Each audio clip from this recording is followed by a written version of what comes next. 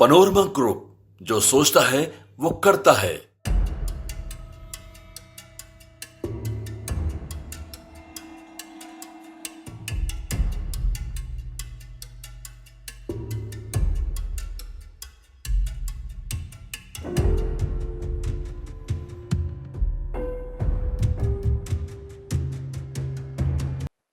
नमस्कार, news for nation देख रहे हैं आप और मैं हूं अदिति आपके साथ। देखिए, कल का जो दिन है वो बेहद खास होने वाला है। एक तरह से कह लीजिए तो बिहार के इतिहास के पन्नों में जो है वो कल का दिन दर्ज होने वाला है, क्योंकि कल ही बिहार विधानसभा चुनाव 2025 के नतीजे सामने आ जाएंगे। कल पता चलेगा कि बिहार की गद्दी पर अगले 5 साल के लिए कौन विराजमान होगा।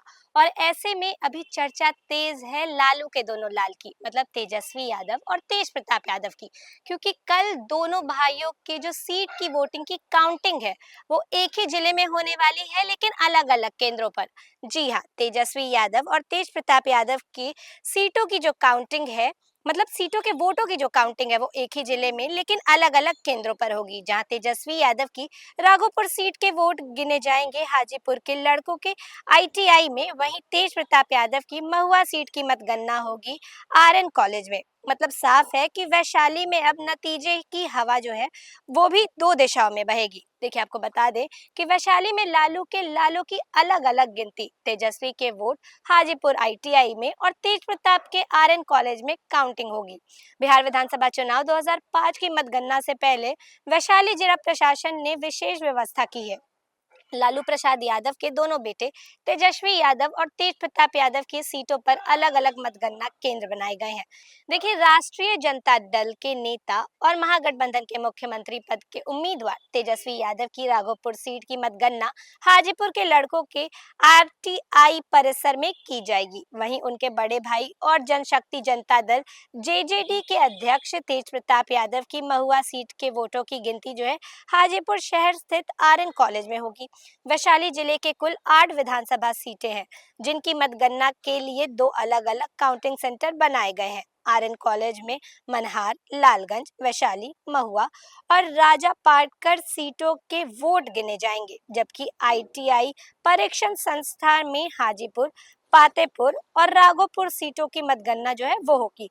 प्रशासन ने बताया कि यह व्यवस्था जगह की कमी और सुरक्षा कारणों से की गई है। लोकसभा चुनाव के दौरान भी हाजीपुर संसदीय सीट के तहत आने वाली कई विधानसभा क्षेत्रों की गिनती आरएन कॉलेज में हुई थी, लेकिन इस बार सीटों की संख्या और काउंटिंग टेबलों की अधिकता को देखते हुए दो अलग अलग स्थान बनाए गए, ताकि मतगणना कार्य सुचारू रूप से चल सके। पटना जिले में भले ही 14 विधानसभा सीटें हों, लेकिन वहां की मतगणना एक ही केंद्र एएन कॉलेज पटना में की जाएगी।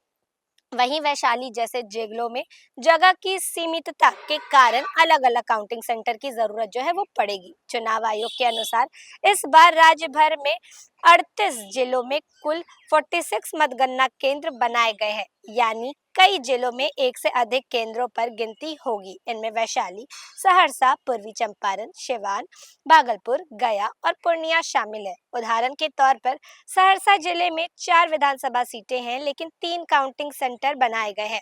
चुनाव आयोग ने सभी केंद्रों पर सुरक्षा और पारदर्शिता के लिए सख्त इंतजाम जो है वो किए हैं। देखिए, 14 नवंबर की सुबह 8 बजे से सभी 46 केंद्रों पर एक साथ वोटों की गिनती जो है वो शुरू होगी। अब सबकी निगाहें इस बात पर टिकी है कि जब दोनों भाइयों तेजस्वी और तेज प्रताप यादव की सीटों के नतीजे अलग अलग केंद्रों से आएंगे तो वैशाली की सियासी हवा का रुख किस दिशा में बहेगा। तो देखिए, अब सबकी निगाहें कल के 8 बजे के बाद टिक जाएंगी इस बात पर कि आखिरकार एक ही जिले में दोनों भाइयों के वोटिंग की काउंटिंग जो है वो हो रही है, लेकिन जीत किसके पक्ष में होती है।